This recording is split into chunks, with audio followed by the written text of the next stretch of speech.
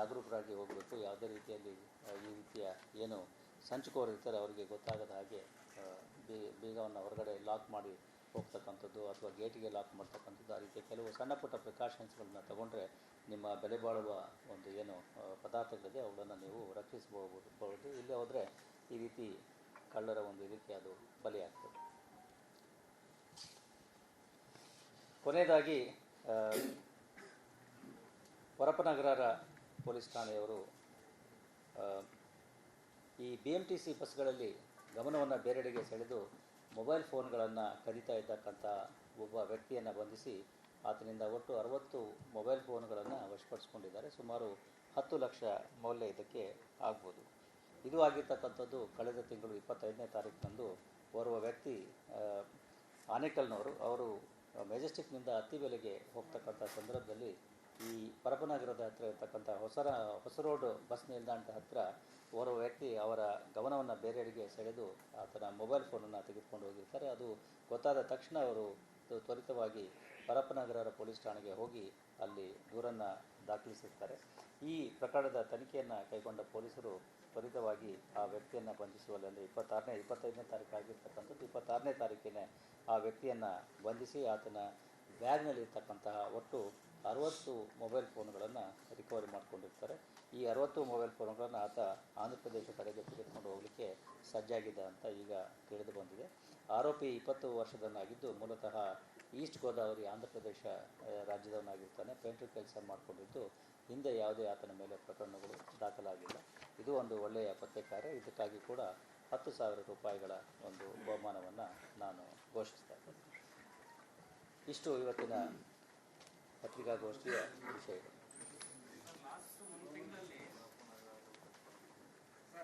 Last ಒಂದು ತಿಂಗಳಲ್ಲಿ ಸಿಟಿಯಲ್ಲಿ ಸುಮಾರು 1 ಕೋಟಿ ರೂಪಾಯಿ ಕೋಟಾ ನೋಟು ಚಲಾವಣೆ ಆಗಿದೆ ಸರ್.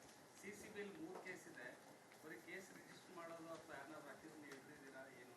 3 ಪ್ರಕರಣ ದಾಖಲಾಗಿದೆ. ಅದು ಕೋಟಾ ನೋಟ್ ಅಲ್ಲ, ಅದರಲ್ಲಿ ಬಿಳಿ ಹಾಳೆಗಳನ್ನು ಇಟ್ಟು ಮೇಲ್ಗಡೆ ನೋಟ್ಗಳನ್ನು ಇಟ್ಟು ಈ ಒಂದು ಮೋಸ ಮಾಡಿರ್ತಕ್ಕಂಥ ಒಂದು ಘಟನೆ. ಇದ್ರ ಬಗ್ಗೆ 3 ಪ್ರಕರಣಗಳು ದಾಖಲಾಗಿದ್ದಾವೆ. ಅವು ತನಿಖೆಯಲ್ಲಿದ್ದಾವೆ. ತನಿಖೆ ಪ್ರಗತಿ ಆದಾಗ ತಮಗೆ ಮಾಹಿತಿಯನ್ನು ನೀಡಲಾಗ್ತದೆ. ಇನ್ನೂ ಆಗಿಲ್ಲ. ಒಂದು ತಿಂಗಳ ಅವಧಿಯಲ್ಲಿ ಆಗಿರ್ತದೆ. ನೀವೇ ಹೇಳಿದಾಗೆ 1 ತಿಂಗಳ ಅವಧಿಯಲ್ಲಿ ಆಗಿರ್ತಕ್ಕಂಥದ್ದು. ತನಿಖೆ ನಡೀತಾ ಇದೆ. We will definitely crack the case.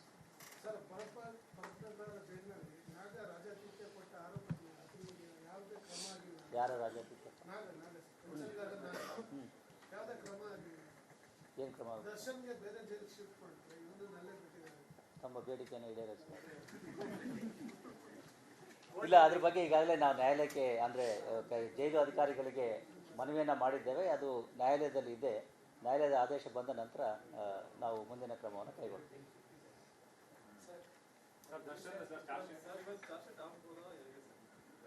Renukaswamy ಕೊಲೆ ಪ್ರಕರಣಕ್ಕೆ ಸಂಬಂಧಪಟ್ಟಂತೆ ಈಗಾಗಲೇ ಹೇಳಿದ ಹಾಗೆ ನಮ್ಮ ತನಿಖೆ ಸಂಪೂರ್ಣವಾಗಿ ಮುಗಿದಿದೆ. ಕೊನೆಯ ಘಟ್ಟವಾಗಿ ಈ ನಮ್ಮ ಸ್ಪೆಷಲ್ ಪ್ರಾಸಿಕ್ಯೂಟರ್ ಏನಿದ್ರು ಅವರ ಒಂದು ಸ್ಕ್ರೂಟ್ನಿ ಆಗಬೇಕಾಗಿತ್ತು. ಅದು ಕೂಡ ಆಗಿದೆ. ಕೆಲವೊಂದು ಅಬ್ಸರ್ವೇಷನ್ಸ್ಗಳನ್ನು ಮಾಡಿದ್ದಾರೆ. ಅವುಗಳನ್ನು ನಾವು ಈಗ ಕಂಪ್ಲೈ ಮಾಡ್ತಾ ಇದ್ದೇವೆ. ಅದಾದ ನಂತರದಲ್ಲಿ ನಾವು ತ್ವರಿತವಾಗಿ, ಅಂದರೆ ಇನ್ನೂ ಬಹುಶಃ 2 ದಿವಸಗಳಲ್ಲಿ, 1 ಅಥವಾ 2 ದಿವಸಗಳಲ್ಲಿ ನಾವು ನ್ಯಾಯಾಲಯಕ್ಕೆ ಅಂತಿಮ ವರದಿಯನ್ನು ಸಲ್ಲಿಸ್ತೇವೆ.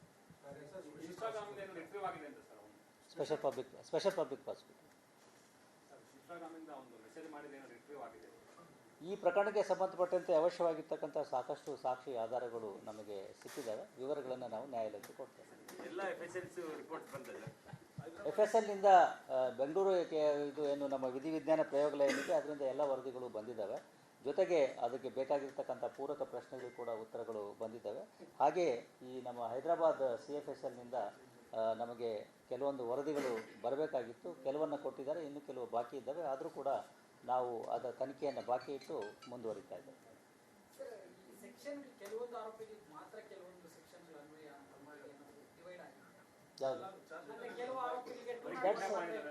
That's a part of investigation. What ever is this, ಅವ್ರದ್ದು ಏನು ಪಾತ್ರ ಇದೆ ಅದಕ್ಕೆ ಅನುಗುಣವಾಗಿ ಆ ಸೆಕ್ಷನ್ಗಳು ಅವರಿಗೆ ಅನ್ವಯ ಆಗ್ತವೆ. That is matter of investigation and ಎವಿಡೆನ್ಷರಿ ಆಧಾರದ ಮೇಲೆ ನಾವು ಮಾಡಬೇಕಾಗ್ತದೆ.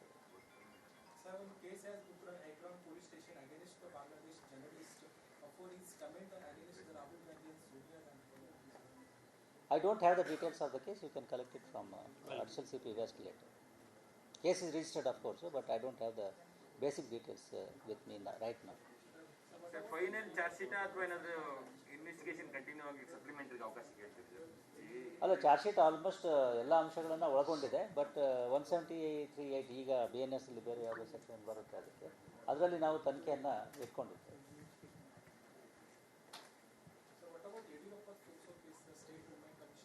That case is not with us. That case is with CID. It has been transferred to CID. CID is investigating the case. Okay. ಯಾವ್ದ್ರ ಬಗ್ಗೆ? ಸೀರೆ ಬೇಕಾ?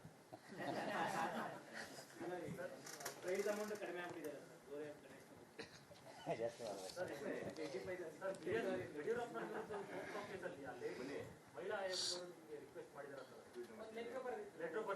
ಯಾವ್ದು ಬಂದಿದ್ದೇನಪ್ಪ? ಯಾವುದು ಬಂದಿಲ್ಲ ಇದು. ಹೇಳಿದ್ದಾರೆ, ಬಟ್ ಬರಬೇಕಲ್ಲ ಅದು. ಹೌದು ರೀ, ಬಟ್ ನಮಗೆ ಬರಬೇಕಲ್ಲ, ಅದು ನಮ್ಗೆ ತಲುಪಿದ್ರೆ ಅದನ್ನು ವಿಚಾರಣೆ ಮಾಡಿ ನಾವು ವರದಿ ಕೊಡ್ತೇವೆ. ಅದೇನಾಗಿದೆ ಚಾರ್ಜ್ ಶೀಟಲ್ಲಿ ಅಕ್ಯೂಸ್ ನಂಬರ್ ಚೇಂಜಸ್ ಆಗುತ್ತೆ ಸರ್, ಅಂದರೆ ಬಿಕಾಸ್ ಆಫ್ ಅವರ ಇನ್ವಾಲ್ವ್ಮೆಂಟ್. ಚಾರ್ಜ್ ಶೀಟ್ ಆದಮೇಲೆ ನಿಮಗೆ ಗೊತ್ತಾಗ್ತದೆ. ಓಕೆ, ನಾವು in English. The officers and staff of JP Nagar police station have done some good work, and they have apprehended 4 women who were trying to grab this thing. English ಬರೋಕ್ಕೆ ಕಷ್ಟ ಆಗ್ತದೆ ಸ್ವಲ್ಪ sudden ಆಗಿ. The staff of JP Nagar police station have arrested 4 women and recovered 38 silk sarees worth about 17.5 lakhs. These 4 ladies, along with the 2 others, they had gone to a silk shop in JP Nagara limits ಅಂಗಡಿಯಿಂದ ಸುಮಾರು 10 ರೇಷ್ಮೆ ಸೀರೆಗಳನ್ನು, ಜೊತೆಗೆ ಜಯನಗರದ ಒಂದು ಅಂಗಡಿಯಿಂದ 10 ರೇಷ್ಮೆ ಸೀರೆಗಳನ್ನು ಇದೇ ರೀತಿ ಅವರು ಕಳ್ಳತನ ಮಾಡಿರ್ತಕ್ಕಂಥದ್ದು ಬೆಳಕಿಗೆ ಬಂದಿರ್ತದೆ. ಈ ಕಳ್ಳತನ ಮಾಡಿರ್ತಕ್ಕಂಥ ಎಲ್ಲ ರೇಷ್ಮೆ ಸೀರೆಗಳು ಭಾಳ ಬೆಲೆ ಬಾಳತಕ್ಕಂಥದ್ದಾಗಿದ್ದು, ಅವುಗಳ ಒಟ್ಟು ಮೌಲ್ಯ ಈಗ ಹೇಳಿದ ಹಾಗೆ ಸುಮಾರು 17.5 ಲಕ್ಷ. ಪ್ರತಿ ರೇಷ್ಮೆ ಸೀರೆಗೆ ಸುಮಾರು 1.5ರಿಂದ 2 ಲಕ್ಷದಷ್ಟು ಬೆಲೆ ಇದೆ. ಹೀಗಾಗಿ ದೊಡ್ಡ ಮೊತ್ತದ ರೇಷ್ಮೆ ಸೀರೆಗಳು ಇದರಿಂದ ಈಗ ವಶವಾಗಿದ್ದಾವೆ ಮತ್ತು ಇದರಿಂದಾಗಿ ಒಟ್ಟು 3 ಪ್ರಕರಣಗಳು ಈಗ ನಮಗೆ ಬೆಳಕಿಗೆ ಬಂದಿದ್ದಾವೆ. ಆರೋಪಿಗಳೆಲ್ಲ ಆಂಧ್ರ ಪ್ರದೇಶ ಜಿಲ್ಲೆಯವರಾಗಿರ್ತಾರೆ. 4 ಜನ ಆರೋಪಿಗಳನ್ನು ಈಗ ಬಂಧಿಸಲಾಗಿದೆ. ಉಳಿದ 2 ಆರೋಪಿಗಳನ್ನು ಇನ್ನೂ ತಲೆಮರೆಸಿಕೊಂಡಿದ್ದು ಅವರುಗಳ ಪತ್ತೆ ಕಾರ್ಯ ಈಗಲೂ ಕೂಡ ನಡೀತಾ ಇದೆ. ಪ್ರೀವಿಯಸ್ ಕೇಸ್ ಇಲ್ಲ, ಇದು 3 ಕೇಸ್ ಈಗ ಬೆಳಕಿಗೆ ಬಂದಿರ್ತಕ್ಕಂಥ. ಈಗ ಫಸ್ಟ್ ಟೈಮ್ ಈಗ ಬೆಳಕಿಗೆ ಬಂದಿದ್ದಾವೆ. ಬಟ್ ಹಿಂದೆ ಮಾಡಿದ್ರು ಅವರು ಜಯನಗರ ಮತ್ತು JP ನಗರದಲ್ಲಿ, ಅದು ಬೆಳಕಿಗೆ ಬಂದಿರಲಿಲ್ಲ. ಈಗ ಆ ಪ್ರಕರಣಗಳು ಜೊತೆಗೆ ಇದು ಒಂದು ಪ್ರಕರಣ, ಒಟ್ಟು 3 ಪ್ರಕರಣಗಳು ಅವ್ರ ಮೇಲಿದ್ದಾವೆ. ಬೇರೆ ಕಡೆ ಮಾಡ್ತಾರೆ. ಗೌರಿ ಗಣೇಶ ಹಬ್ಬ ಬಂದಿದ್ದರಿಂದ ಬಹುಶಃ ಓಕೆ. ನೆಕ್ಸ್ಟು JP ನಗರ ಪೊಲೀಸ್ ಠಾಣೆಯವರ ಅಧಿಕಾರಿ ಮತ್ತು ಸಿಬ್ಬಂದಿಗಳು ಈ ಚಿನ್ನದ ಸರವನ್ನು ಕಳ್ಳತನ ಮಾಡಿರ್ತಕ್ಕಂಥ ಒಬ್ಬ ವ್ಯಕ್ತಿಯನ್ನು ಬಂಧಿಸಿ ಆತನಿಂದ ಒಟ್ಟು 9 ಲಕ್ಷ ಮೌಲ್ಯದ 109 ಅಥವಾ 110 ಗ್ರಾಮ್ ಅಂತ ಹೇಳ್ಬೋದು ಚಿನ್ನದ ಸರ ಮತ್ತು 3 ದ್ವಿಚಕ್ರ ವಾಹನಗಳನ್ನು ವಶಪಡಿಸಿಕೊಳ್ಳಲು ಯಶಸ್ವಿಯಾಗಿದ್ದಾರೆ. ಇದರಿಂದಾಗಿ ಒಟ್ಟು 5 ಪ್ರಕರಣಗಳು ಈಗ ಈ ಒಂದು ಇದರಲ್ಲಿ ಪತ್ತೆಯಾಗಿದ್ದಾವೆ. ಇದು ಆಗಿರ್ತಕ್ಕಂಥದ್ದು ಕಳೆದ ತಿಂಗಳು 14ನೇ ತಾರೀಕಿನಂದು ಈ ರಾತ್ರಿ ಮನೆಯಲ್ಲಿ ಮಲಗಿದಾಗ ಕಿಟಕಿಯ ಒಂದು ಇದರಿಂದ ಒಬ್ಬ ಅಪರಿಚಿತ ವ್ಯಕ್ತಿ ಬಂದು ಈ ಮಹಿಳೆಯ ಕುತ್ತಿಗೆಯಿಂದ ಒಂದು ಸರವನ್ನು ಕಿತ್ಕೊಂಡು ಹೋಗಲಿಕ್ಕೆ ಪ್ರಯತ್ನವನ್ನು ಮಾಡ್ತಾನೆ. ಆ ಸಂದರ್ಭದಲ್ಲಿ ಅವರು ಆ ಸರವನ್ನು ಬಿಗಿಯಾಗಿ ಹಿಡಿದುಕೊಂಡಿದ್ದರಿಂದ ಆತ ಸಂಪೂರ್ಣವಾಗಿ ಯಶಸ್ವಿಯಾಗಿದೆ. ಒಂದು ಭಾಗ ಮಾತ್ರ ಆತನ ಕೈಗೆ ಬಂದು ಅದನ್ನು ತೆಗೆದುಕೊಂಡು ಓಡಿ ಹೋಗಿರ್ತಾನೆ. ಸುಮಾರು 30 ಗ್ರಾಮ್ ಇದರಲ್ಲಿ ಚಿನ್ನದ ಸರ ಆತನ ಕೈ ಸೇರಿರುತ್ತೆ. ಇದರ ತನಿಖೆಯನ್ನು ಕೈಗೊಂಡ ಪೊಲೀಸರು ಬೇರೆ ಬೇರೆ ಆಯಾಮಗಳಿಂದ ತನಿಖೆಯನ್ನು ಕೈಗೊಂಡು ಆ ವ್ಯಕ್ತಿಯನ್ನು ಬಂಧಿಸುವಲ್ಲಿ ಯಶಸ್ವಿಯಾಗಿದೆ. ಜೊತೆಗೆ ಒಂದು ದ್ವಿಚಕ್ರ ವಾಹನವು ಕೂಡ ಆತನಿಂದ ವಶಪಡಿಸಿಕೊಳ್ಳಲಾಗಿದೆ. ನಂತರ ಆತನಿಂದ ಬೇರೆ ಬೇರೆ ಕೂಲಂಕುಷವಾಗಿ ವಿಚಾರಣೆ ಮಾಡಿದಾಗ ಆತ ಇದೇ ರೀತಿ ಬೇರೆ ಕಡೆಗಳಲ್ಲಿ ಕೆಲವು ಚಿನ್ನದ ಸರಗಳನ್ನು ಕಳ್ಳತನ ಮಾಡಿದ್ದು, ಜೊತೆಗೆ ವಾಹನಗಳನ್ನು ಕಳ್ಳತನ ಮಾಡಿದ್ದು ಇದು ಬೆಳಕಿಗೆ ಬಂದಿದ್ದು, ಆತನಿಂದ ಒಟ್ಟು 3 ದ್ವಿಚಕ್ರ ವಾಹನಗಳು ಮತ್ತು ಈ 9 ಲಕ್ಷ ಮೌಲ್ಯದ 110 ಗ್ರಾಂ ಚಿನ್ನದ ಸರಗಳನ್ನು ಆತನಿಂದ ವಶಪಡಿಸಿಕೊಳ್ಳಲಾಗಿದೆ. ಆರೋಪಿ ಮೂಲತಃ MOB ವ್ಯಕ್ತಿಯಾಗಿದ್ದು ಮತ್ತು ರೌಡಿ ಶೀಟ್ ಕೂಡ ಆತನ ಮೇಲೆ SJ ಪಾಳ್ಯ ಪೊಲೀಸ್ ಸ್ಟೇಷನ್ನಲ್ಲಿ ತೆರೆಯಲಾಗಿದೆ. ಆರೋಪಿ 30 ವರ್ಷ, 7ನೇ ತರಗತಿ ಓದಿದ್ದು. ಈ ಹಿಂದೆ ಆತನ ಮೇಲೆ ಸುಮಾರು 38 ಪ್ರಕರಣಗಳು, ಇದೇ ರೀತಿಯ ಪ್ರಕರಣಗಳು ದಾಖಲಾಗಿದ್ದು ಕಂಡುಬಂದಿದೆ. ಈಗ ಒಟ್ಟು 5 ಪ್ರಕರಣಗಳು, ಹೀಗಾಗಿ ಒಟ್ಟು 43 ಪ್ರಕರಣಗಳು ಆತನ ಮೇಲೆ ಈಗ ಇದುವರೆಗೆ ದಾಖಲಾಗಿದ್ದಾವೆ. ಈತನ ಮೇಲೆ ಸುಲಿಗೆ ಮತ್ತು ದರೋಡೆ, ಈ ಕಳ್ಳತನ, ಕಳ್ಳತನ ಈ ರೀತಿಯ ಬೇರೆ ಬೇರೆ ಪ್ರಕರಣಗಳು ಈತನ ಮೇಲೆ ಈ ಹಿಂದೆ ದಾಖಲಾಗಿದ್ದುದು ಕಂಡುಬಂದಿದೆ. ಆರೋಪಿ ಮೂಲತಃ ಬೆಂಗಳೂರಿನವನೇ ಆಗಿರುತ್ತಾನೆ.